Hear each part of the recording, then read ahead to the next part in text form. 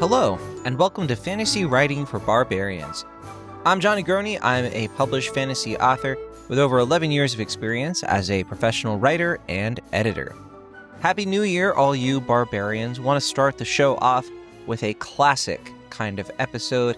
That's right, we're going to take a look at a question from an aspiring fantasy writer, curated by Natalia Emmons, our producer.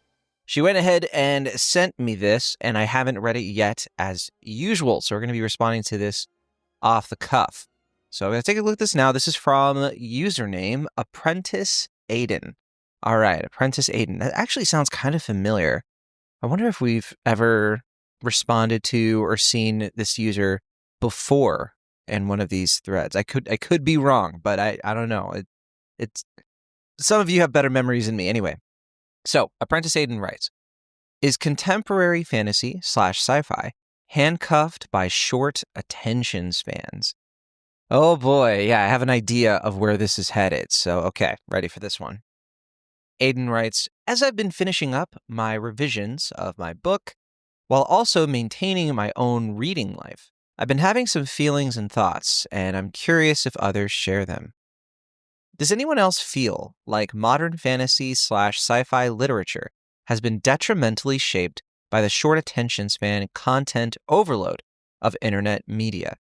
There's a kind of emphasis on keeping readers' attention that just does not seem to be a pillar characteristic of quality literature throughout the history of the genres. Bit of a mouthful, but I'm following. I just finished Ursula K. Le Guin's The Left Hand of Darkness. It is a masterpiece, and it feels like no current publisher would touch it. I've been beaten over the head a million times with, you need to catch the reader's attention on page 1, or you're done. Y'all. The first chapters of Left Hand of Darkness are a slog. Talk about being bombarded with confusing, dense terminology and politics of a foreign world without a thought of easing the reader in. But the thing is, this was not actually a weakness of the book. By the time the arc of the book develops, you figure it out, and the pacing and narration actually contributes to a rich, slow-developing story. What I found interesting and frustrating is that coming out of a year of writing and editing and trying to make my book presentable and good, my immediate reaction to starting The Left Hand of Darkness was, this book is bad. All I could think for the first 2 chapters is, she's not giving enough context for these conversations. I'm not connected to these characters. I'm confused. What is happening? And had it not been for the book's reputation, I probably would have put it down and said it was poorly written. By the time I finished it, I realized I was just being impatient, and I began to realize then, modern writing and reading is training me to be an impatient, bad reader. It is training me to experience a book based on how well it caters to my attention span. And the idea that I can trust a writer to take me through an experience that stretches my sense of attention and imagination is one I have to work to recover at times. Obviously, I am no Ursula K. Le Guin. That is a trust you perhaps have to earn. And I understand why editors and publishers feel the need to only market books that keep the attention of modern people.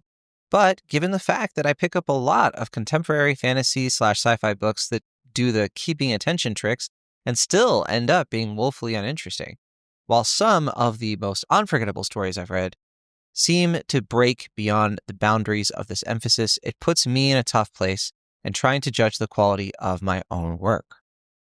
This isn't a formed critique per se, just wondering if others share this sentiment. Okay, yeah, there is a lot to get into here, a lot of good stuff, and I want to start by saying that Aiden really is touching upon something that is real, that it is a real thing, something that frustrates me at times, where one of the things that gets heralded as good is just how quickly a book will get you into the action, and sometimes that's not my personal favorite way to do these kinds of things. Sometimes I think slow burn is nice. My immediate reaction too is that as Aiden kind of notes in the write-up here, Ursula K. Le Guin, like a lot of other established, esteemed fantasy writers, yes, they can get away with things that a lot of us can't. And that has been true for a long, long time. They can take risks. They can do things that are risky because they have that credibility. People will still read their stuff because they trust that author, right? And that's just something that you, as an aspiring debut author, or maybe who's someone who's written some stuff but isn't that well known, that's something that you can't easily get away with. That it is an obstacle you still have to cross on your whole writing journey, right? I do think that Aiden's self-awareness about all of this, like recognizing that their trained editorial eye was initially wrong about Le Guin, I think that that's pretty valuable, right? And I think that that's something that I want to see more from other writers. You know, that kind of self-awareness is really interesting as not just a writer in this case, but a reader as well. I think that that takes a lot of, it's kind of like slowing down and some patience too, as Aiden notes, of like sticking with something and being willing to, put their opinion aside and try to think outside themselves. That's a very valuable thing to me. But okay, a few more specific threads I would pull on. I think that the overall critique of this short attention span thing, I do think it has merit. I think there's something there, but it's not new. It is not new at all. Every single generation of writers has complained that the commercial pressures of the publishing industry are flattening the literature that could be coming out or the stuff that is coming out. So what's different now, I think, is what I would say the codification, right? You have to have the hook by page 1 rule. And I think it's an industry wisdom that isn't necessarily passed down from like mentors to their mentees. It's something that's been kind of systematized through book talk, through YouTube videos and podcasts like mine. It's just something that I think is just it's something that gets passed down, honestly, like as its own sort of cottage industry that you have to be really aware of and willing to put aside at times, honestly, when you need to. I think these include rules that were once descriptive observations about, hey, this is what makes fiction commercially successful, right? But at this point, instead of it being something like, hey, here are some ways to build your chances, enhance your chances of getting published, they've turned into prescriptive rules of like, well, you have to do this. Like there's no way you can't not do this. That's what it's become. And it's being taught all the time to all these aspiring writers in all these different Reddit threads and so on. And I think the result is that a lot of writers who are internalizing all of this, they're internalizing it as like, oh, these are the fundamentals of craft.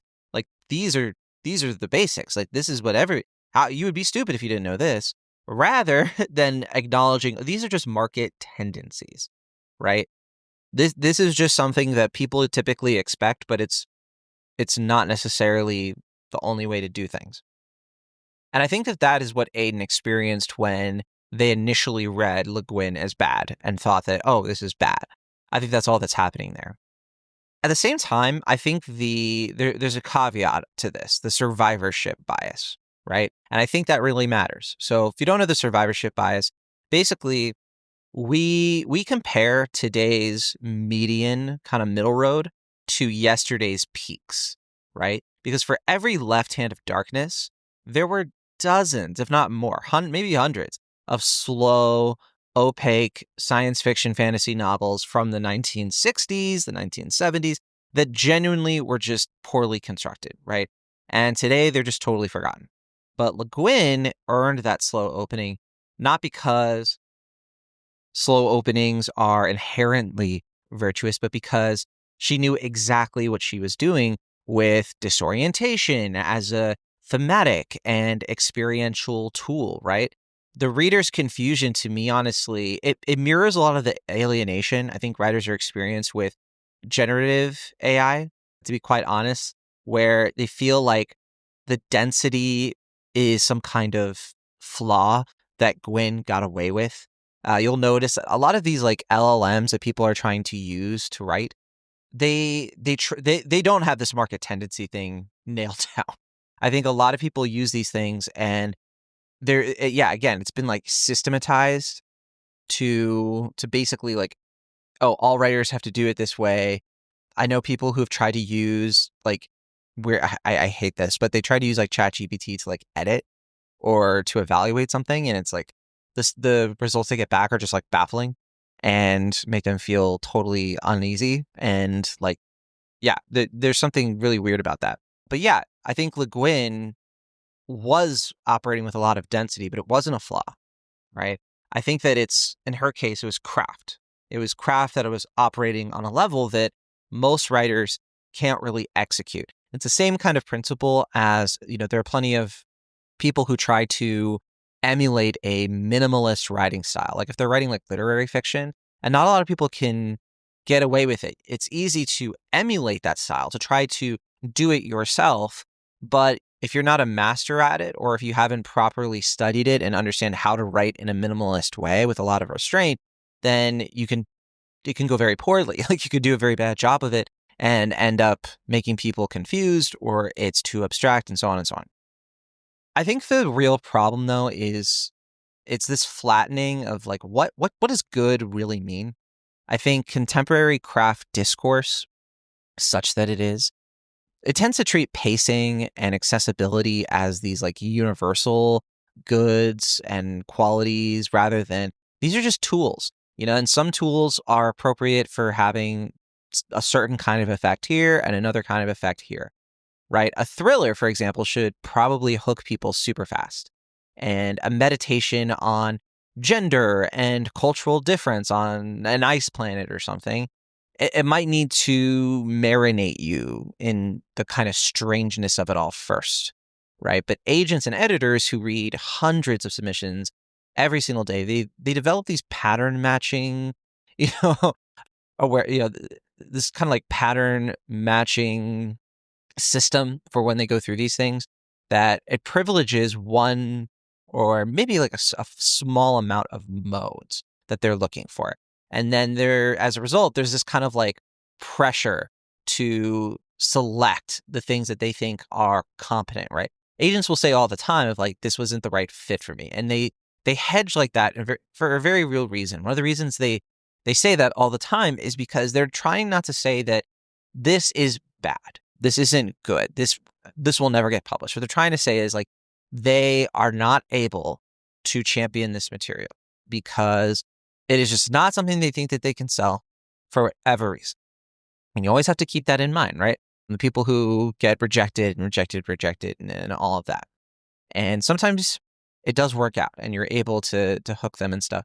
It's why I understand it can be frustrating when you see like, man, my novel didn't get picked up by a literary agent, but I go to the bookstore and I see, I read a couple, just like the first few pages of like all these different books and I think they're terrible. And it's like, no. You are reading this through a lens that is not going to serve you, because kind of like with Aiden, what I liked about what Aiden did was that you need to have that self-awareness to kind of like look outside of yourself and your idea of what makes something good, what makes something bad.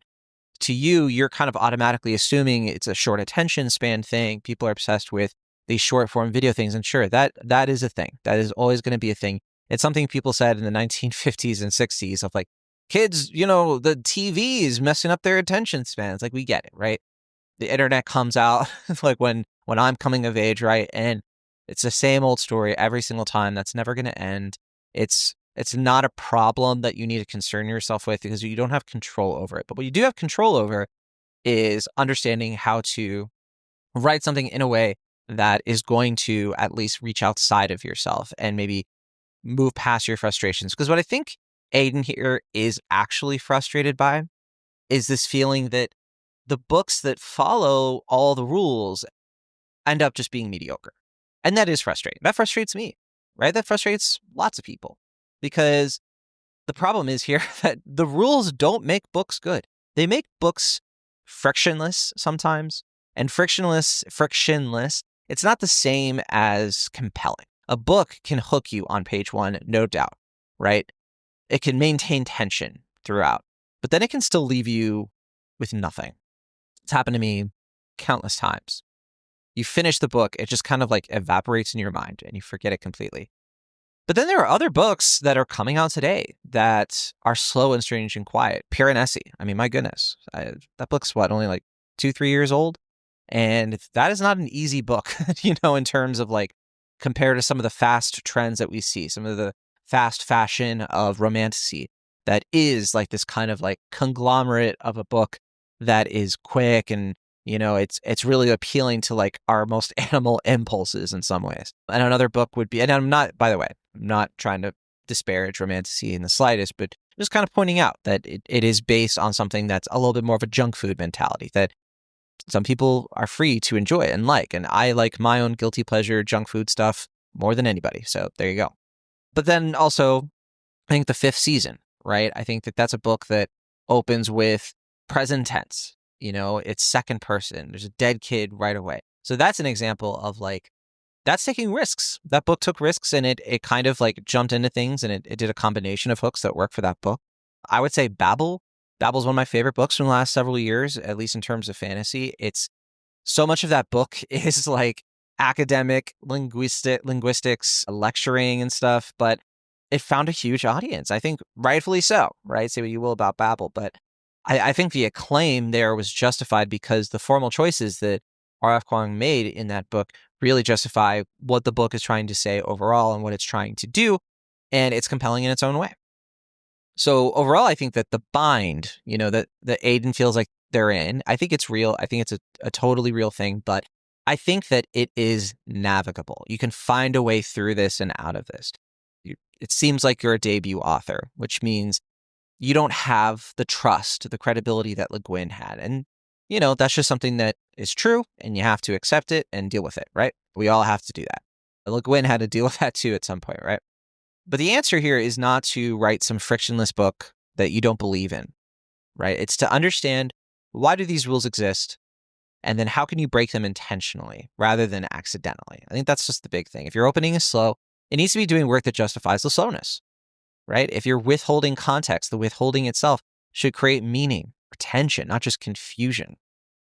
So the question I would ask about your own book is, when you imagine the reader that you're writing for, are they someone who needs to be tricked into paying attention? Or are you writing for someone who will give you their attention if you reward it?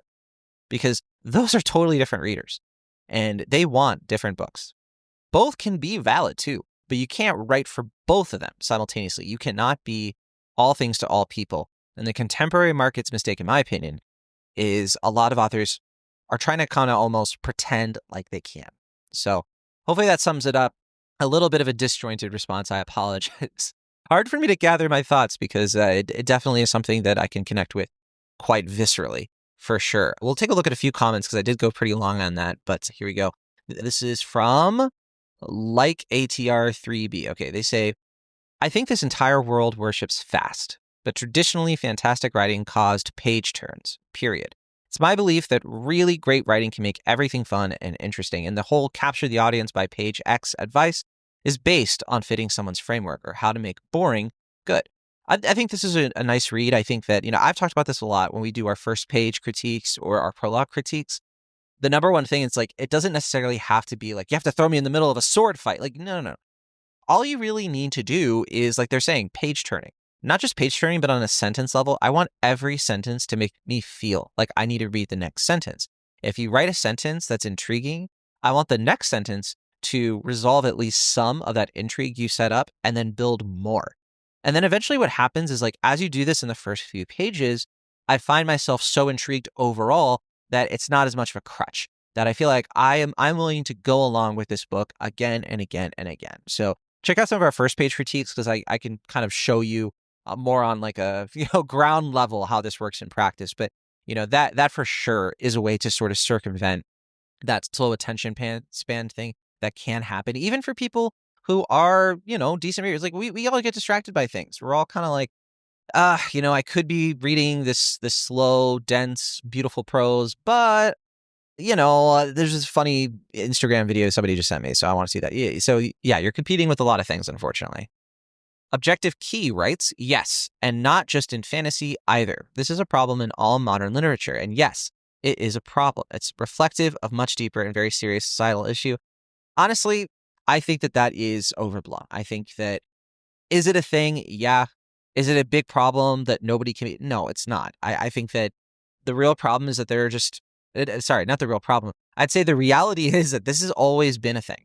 There are just lots of books out there that break the rules and don't get away with it. And you have to keep that in mind. So I would not stress over this. I think that There are always going to be things competing with your book for attention. But again, you can only write for the kind of reader that you want to write for. And you have to be specific and intentional about that. And if it's not working, it's not working. And you just move on and you try to get better at your craft and go from there. Try to control the things you can control. Don't write a book you don't believe in. Don't write a book just because you think like, oh, I've got to appeal to the TikTok crowd. Like, no, just write the thing that appeals to, first of all, you, but then also the reader you imagine and the kind of person you want to open up to, right? Think of it as like having a conversation with a stranger that you're getting to know. You want them to like you. You want them to understand you. So to do that, you have to open up. You have to be a little bit vulnerable and honest. That's the mode that I want you to be in. I don't want you to be like writing a letter or something for somebody you don't know and you're just like assuming 100 things about them based on nothing. No, it's not going to work. Clue K said, yes, but I think a lot of contemporary fantasy writing isn't very good, which leads to the problem you had. On one hand, you have the exposition dump books that hold your hand and explain everything to you right away. On the other hand, you have the info dump books that throw a ton of jargon at you without explanation because the authors have to get all their cool world building on the page. I think the best balance between the two is to structure your opening chapters so that no jargon is needed to understand what's going on. Keep it simple and have your protagonist involved in something that everyone can understand and doesn't require knowledge of the world, magic system, etc. I hate using my own stuff as an example, but I open my work of progress with a main character breaking out of jail. His internal monologue tells the reader that he needs to break out to meet up with someone. So I hope his actions and motivation are pretty clear to the reader. The next chapter then shifts to the protagonist meeting up with him to start the story proper. Yeah, I agree with the second part of this a lot. I think that you've talked about this, right? What's the story, right? In this case, the story, they're talking more about the plot, which is they want to break out of jail. But the story seems to be like trying to break out of like something that's containing them. And that is interesting no matter what. Brandon Sanderson has said that when he writes his fantasy, he tries to think of like, well, take away all the fantasy stuff. What is the actual story, right? Like, what is this when it comes down to it? And he says like, oh yeah, well, Mistborn is basically like the story of My Fair Lady, but then you put all the fantasy stuff on top of it, right? If you can't really tell the story or get the story across without having to include the fantasy, then you have some kind of structural problem. And this is something that does plague a lot of first chapters and first pages because they're just thinking of all the fantasy stuff and not the bare bones of like, I want to tell this cool story about this person who I think is compelling. And then the fantasy just kind of enhances everything on top of that. The first part of this response, the whole thing about like, yes, this is a problem. So many books are, again, like I said before, I don't want to beat on it too much, but again, it's just something that this has always been a thing. There have always been tons of books out there that like, yeah, they're just not very good. They get published anyway for whatever reason. And you just kind of have to brush that off. You know, it was true in Le Guin's time. It's true today. It's more true today in some ways because it's so much easier to self-publish and there are way more opportunities to publish than there used to be, right? So of course there's going to be a glut and you kind of just have to, again, when you notice these things, have that self-awareness to look outside of like, okay, yeah, for whatever reason this got published, this was considered good by somebody, right? And they had a great time with this. Not for me. That's okay, right? I think that's a much healthier way to go about it. All right, we'll look at one more question before we finish up here. This is from Quirky Place 4647. There we go. I think that discounting your initial reaction, confused, disconnected, etc., because the book picked up later is a mistake. You weren't a bad reader. I agree with this. And I question why your immediate reaction is to devalue yourself, instead of simply accepting that you enjoyed the book as a whole despite struggling with the beginning. You were truly feeling like that, and only a factor extraneous to the writing itself kept you reading, that is, other people's recommendation. They go on, it's a pretty long comment, it's a lot more kind of just like breaking this down, but I agree with that. Yeah, I think that there is a difference between having like some kind of like healthy perspective on like, I struggled with this, and, you know, I struggled with this for whatever reason versus like, yeah, I agree that I don't love that they devalue themselves. I don't think they needed to do that. And I don't think it was necessary. And yeah, no, they say here, like no book is perfect. Right. And it did come down to people trust Le Guin and they know that if it's slow, there's a reason for it. But if I'm reading a book and I don't know the author and it's slow and it's not working in the beginning, I don't have the time, energy, or space to give that person the benefit of the doubt. Right. Unless, for example, like if it's a friend of mine and they have asked me to read their book. That's why sometimes it can be really tough, you know, to share your book, to share your manuscript with friends, because they're cutting your book a lot of slack that they wouldn't necessarily cut for other people. or for books they would consider on the shelf. And so you have to be really careful with that too, and not necessarily like put a lot of hopes around, my friends thought this book was good. Well, maybe they did because they're your friend and they were willing to finish it, but you don't really know. Hopefully that's the case, but you have to be careful. You have to make sure you don't overestimate, some of the things you did, or overlook some of the mistakes you might have made that need to be fixed. So, all right, long episode, but appreciate you sticking with us. Thank you so much for listening to Fantasy Writing for Barbarians. Fun discussion, and hopefully it was encouraging to some of you who might be struggling with this kind of thing. I think that it is a very universal sort of problem and frustration that people have. And I definitely appreciate Apprentice Hayden for putting themselves out there and putting the question out there in this subreddit. Special thanks again to our producer, Natalia Emmons, for finding this and sending it to me, making sure we did it for the show. Finish out with a quick super plug. I have a new short story out, and actually, first time ever, I think, in hardcover. I happened to write a horror story called No One Remembers Him, and it is in an anthology from Sinister Smile Press and Crystal Lake Publishing. If I Die Before I Wake, Volume 10, Tales of Cryptid Chaos. It's wonderful. I have it right here next to me. It's a beautiful hardcover. They have it in paperback as well. I'll do a link in the show notes for sure. Definitely check it out. Lots of great stories in this collection. It was the last anthology that I published in 2025. It technically came out in November. I just haven't had a chance to bring it up. I had 3 anthologies all come out in November, funny enough. Where Legends Walk from Oddity Prodigies, and Aurora, Tales of Winter Dreams for Speculation Publications, and finally this one, Tales of Cryptid Chaos. 3 completely different stories. It was a superhero story, a YA fantasy story, and then a horror cryptid story. So just goes to show, right? When it comes to short stories, you really do have an opportunity to just try so many different kinds of genres. It's so much fun. But anyway, check that out if you're interested. I already got paid for it, so I'm plugging in the sense I hope you read it. I don't really make any money at this point because I don't get royalties, but that's okay. I want to support those folks. It's a great press, great publisher, so check it out if you so dare. And with that, I'll see you all in the next one. Be sure to keep on writing if that's what you feel like doing.